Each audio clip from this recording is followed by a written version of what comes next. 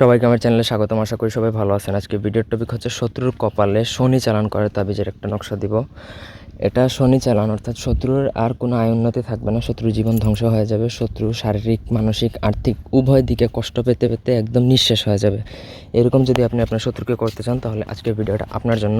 তবে অন্যায়ভাবে এটা প্রয়োগ করবেন না, এটাতে শত্রুর নির্ধারণ কষ্ট হয়ে যাবে তার জীবনে আর কি। তো প্রথম থেকে ভিডিওটা না টেনে শেষ পর্যন্ত দেখুন। আমার চ্যানেলটা অবশ্যই সাবস্ক্রাইব করবেন, লাইক কমেন্ট শেয়ার করবেন। ব্যক্তিগত কাজের জন্য যোগাযোগ করতে পারেন স্ক্রিনে দেওয়া নাম্বারে, সরাসরি ফোনে বা হোয়াটসঅ্যাপে দেশে বা দেশের বাইরে থেকে কাজ করাতে পারবেন।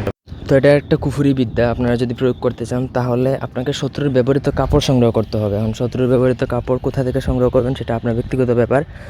এটা সংগ্রহ না করতে পারলে আপনার কাজ হবে না। এই কাপড়টা সংগ্রহ করার পরে যেদিন অমাবস্যা হবে, অমাবস্যা কবে সেটা আপনারা পঞ্জিকা, ক্যালেন্ডার অথবা অনলাইনে অথবা কাউকে জিজ্ঞেস করে জেনে নেবেন। যেদিন অমাবস্যার রাত হবে সেদিন উলঙ্গ অবস্থায় আপনাকে এই নকশাটা লিখতে হবে ওই শত্রুর ব্যবহৃত কাপড়ের উপর মেশক জাফরান কালি দ্বারা, অন্য কোনোভাবে লিখলে হবে না।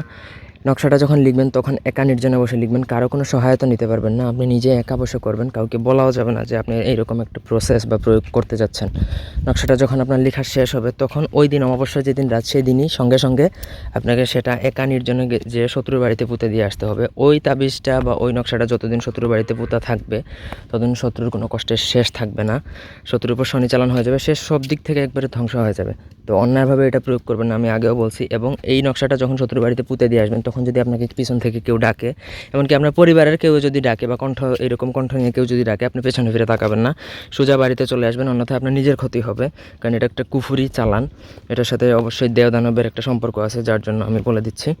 তো আমার অনুমতি নিয়ে কাজ করবেন। ব্যক্তিগত কাজের জন্য যোগাযোগ করতে পারেন স্ক্রিনে দেওয়া নাম্বারে, ফোনে বা হোয়াটসঅ্যাপে। ধন্যবাদ সবাইকে। আল্লাহ হাফেজ।